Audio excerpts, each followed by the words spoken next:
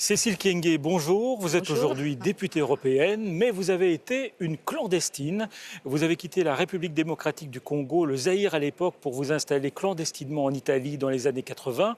Après ça, vous êtes devenu médecin et vous avez été brièvement ministre de l'intégration en Italie. Quel parcours! Alors, au bar de l'Europe, je vous ai servi des petites barquettes de confiture.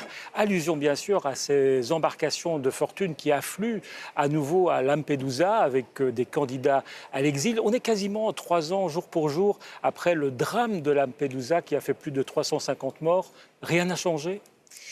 Très peu, mais il faudrait d'abord que je commence en disant que peut-être c'est pour donner la réponse aux nombreux qui sont en train de nous suivre, que je suis entrée en Italie avec un visa pour études.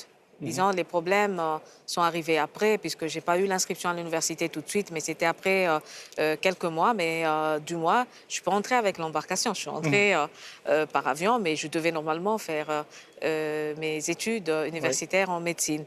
Alors, comme j'étais en train de dire, le 3 octobre, on a d'ailleurs fait une journée ici au Parlement.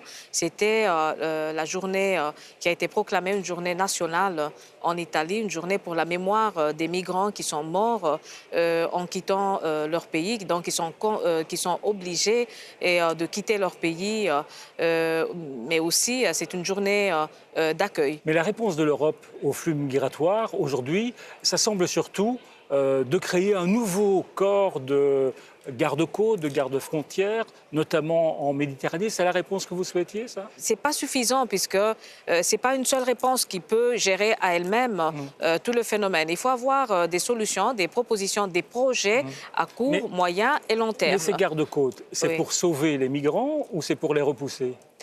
Non, il faut préciser que quand on a fait quand ce projet est passé au niveau du Parlement, puisqu'on l'a voté dans la plénière il y a quelques semaines, et d'ailleurs c'était moi avec la délégation italienne aussi, on a beaucoup insisté et pour avoir à l'intérieur de de cette agence recherche et sauvetage.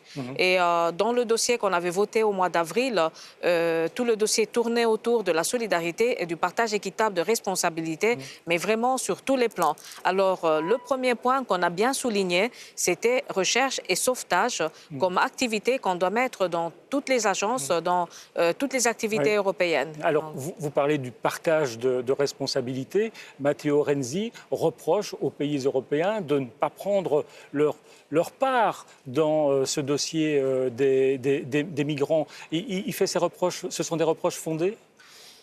Oui, puisque aujourd'hui, je crois que s'il faut parler d'une vraie crise au niveau de l'Union européenne, c'est la crise de solidarité. Oui.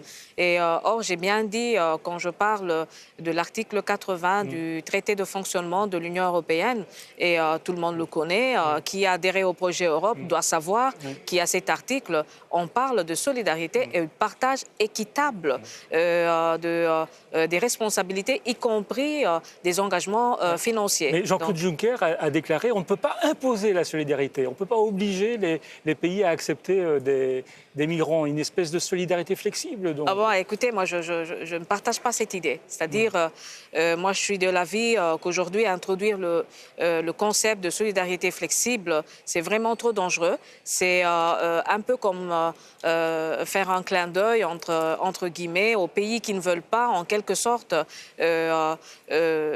appliquer ce principe de solidarité, de partage équitable, de responsabilité. Donc, il faut sortir de cette logique, puisqu'en quelque sorte, ces pays, et je crois, ils ont le devoir, pas je crois, mais ils ont le devoir de pouvoir, disons, mettre en pratique ce qui se trouve dans nos articles, c'est-à-dire dans le traité de fonctionnement de l'Union européenne, nos principes qui sont les bases même du fondement de l'Union européenne.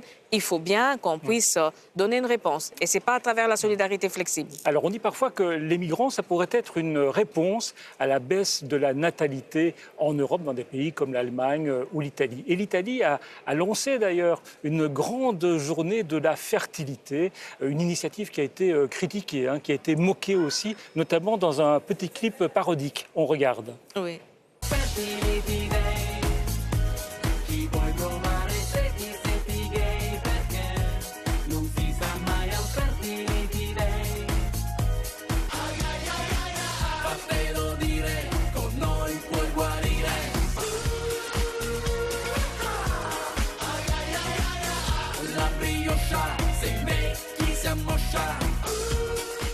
Bonne idée, cette journée de la fertilité? Non, moi je crois que c'était une erreur politique très grave d'ailleurs, puisque il ne faut pas demander à la société civile ce que doit faire la politique. C'est-à-dire aujourd'hui, on a des données statistiques. On se rend compte qu'il y a baisse de natalité. Les politiques doivent savoir s'adapter, donner des réponses bien concrètes, comment revoir notre système social, c'est-à-dire le welfare, et comment donner des réponses concrètes aux femmes, par exemple, qui aujourd'hui n'arrivent pas à avoir des enfants, pas parce qu'ils n'arrivent pas à les avoir, mais c'est parce que, disons, dans le marché du travail aujourd'hui demande autre chose. Il faut voir, par exemple, toutes les femmes qui ont été licenciées, puisqu'ils doivent signer des contrats là où ils sont licenciés, s'ils tombent enceintes. C'est ce sont d'autres solutions qu'il faut donner, mais ce n'est pas ça. C'est une erreur politique. Cécile Kienge, prenez une petite boule surprise avec une question surprise que vous allez lire à haute voix. Je vais vous l'ouvrir. Et sans crainte, bien sûr. Ah, c'est un peu dur. Ouh là là, est-ce que je vais y arriver? Donc, c'est pas la bonne. C'est pas la bonne, hein. On va en prendre une autre. Celle-là, je n'y arrive pas. Hein. Choisissez. Okay, je vous jure que je n'y arriverai vraiment pas. Et là, ce sont des petits jouets. Vous n'avez vraiment pas de chance. Allez, on va prendre la jaune. Voilà, lisez. Kabila, stop ou encore?